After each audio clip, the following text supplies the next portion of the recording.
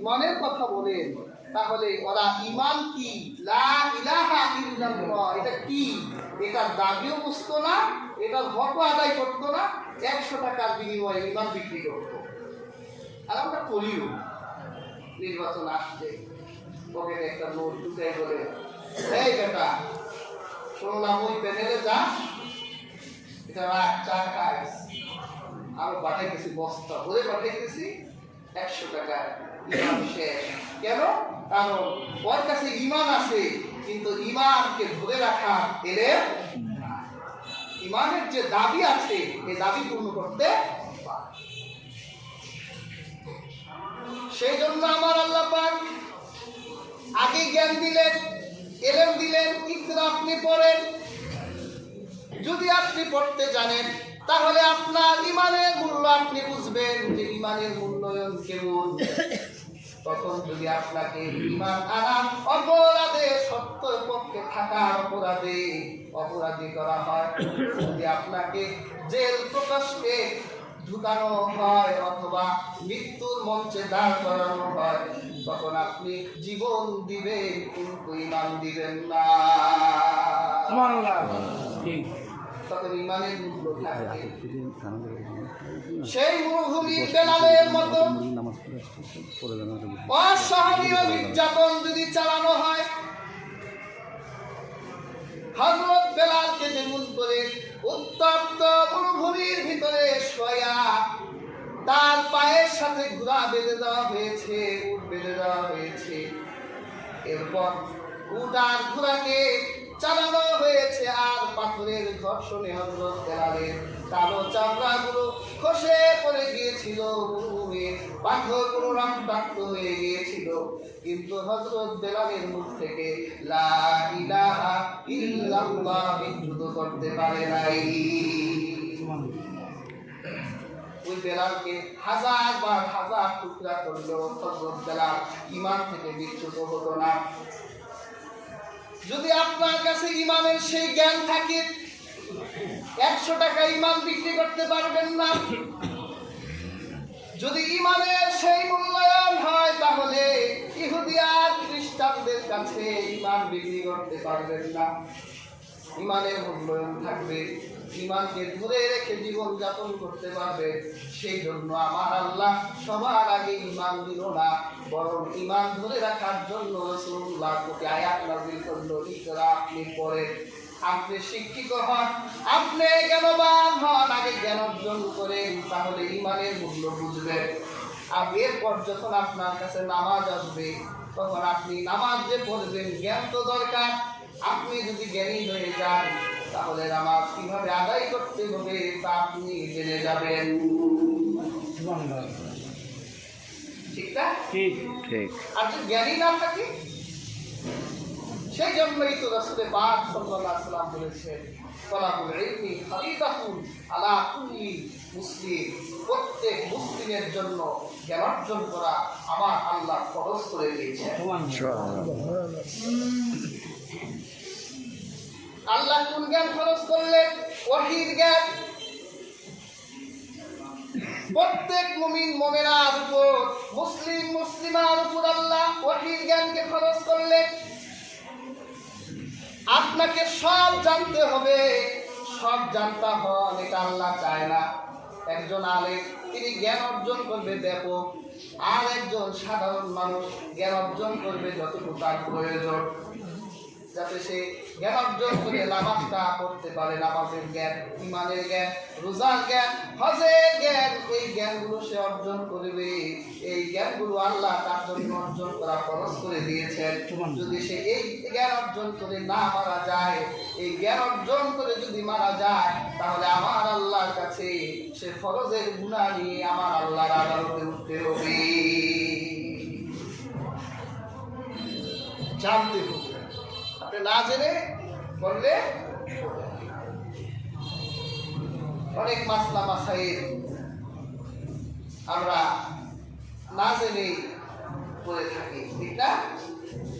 আজকে এক জায়গায় আমি কখনো লাশ গোসল দিই না, কিন্তু কেমনে গোসল দিতে হয় সেটা জানি না। লাশ গোসল দেই না, কিন্তু কিন্তু গোসল দেওয়ানো শিখায়। ওনারা দিতে দিতে মনে করে বা ওনারাই সব জানে। দেয়ার হাজিরি হুজুরের কিতাবে এসেছে, লাশ রাসূলুল্লাহ বলেছে তোমরা একটা লাশ হলেও গোসল দাও, একটা লাশ হলেও গোসল দিতে হবে। সবারই জানতে হবে কিভাবে লাশ গোসল দিতে হবে। জ্ঞান অর্জন করতে হবে না? না সব যে গোসল দেয় সেই করবে? জ্ঞান অর্জন করতে হবে। যখন একটা মাইয়ের মারা যায় তারা নির্ধারিত জ্ঞান থাকে না, তার জন্য গোসলটা তখন ওয়াজিব হয়ে যায়। তার শরীর থেকে আগে পরানো যে কাপড় সে পরে ইন্তেকাল করেছিল সে কাপড়গুলো খুলে ফেলতে হয়। এমন একটা কাপড় তাকে ঢাকতে হবে, তার নাভি থেকে পায়ের গোড়ালি পর্যন্ত ঢাকে এরকম ছোট্ট একটা কাপড় দিয়ে তার লজ্জায় স্থান ঢেকে দিতে। আহনাফদের মতে, হানাফি মাযহাবের মতে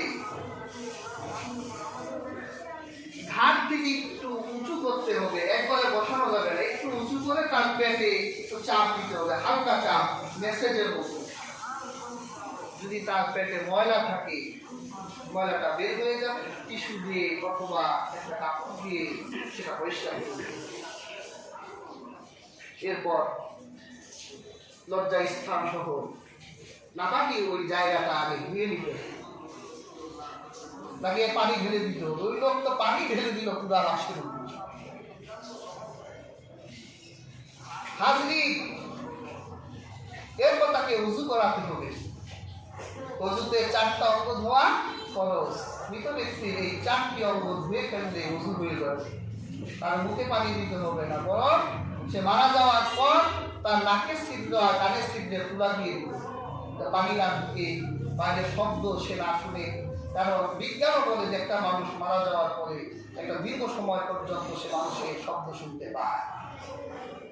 এই জন্য রাসূলুল্লাহ চিৎকার করে কান্না করতে নিষেধ করেছেন। তাকে শুরু করতে হবে উযু, তার মুখটা ধুয়ে ফেলতে হবে, 2 হাত 3 বার করে ধুইতে হবে, মাথা মুছের উপরে পাটা ধুয়ে ফেলবে, উযু হয়ে যাবে। এরপর তার মাথায় পানি ঢালবে, যে সাবান দিয়ে যে পানিগুলোকে মিশ্রিত করা হয়েছে, গোল দেওয়া হয়েছে, তার মাথা এবং দাড়ি সহ পানি ঢেলে দিবে। তারপর তার ডান কাঁধটা যেভাবে ঘুম আসে উঁচু করে ডান দিক থেকে বেজর সংখ্যায় পানি ঢালবেন, 3 বার 5 বার 7 বার। আবার বাম কাঁধ উঁচু করে বাম কাঁধ থেকে বেজর সংখ্যায় পানি ঢালবেন। যখন মনে হবে যে না ফ্রেশ হয়ে গেছে, শরীরটা মুছে দিবে, তখন করে ফেলবে। কঠিন কিছু আমরা তো কঠিন বানাইতে, অজ্ঞতা থাকলে যা হয় তাই। খিলাল থাকলে খিলাল করাতে পারে, এগুলো সমস্যা। পেয়ার হাজরিন এইভাবে ইবাদত করার জন্য, নামাজের জন্য সকল যে ইবাদতগুলো আমরা করি, এই ইবাদতগুলো করতে হলে এই ইবাদতে জ্ঞানগুলো আমাদেরকে অর্জন করতে। পেয়ার হাজরিন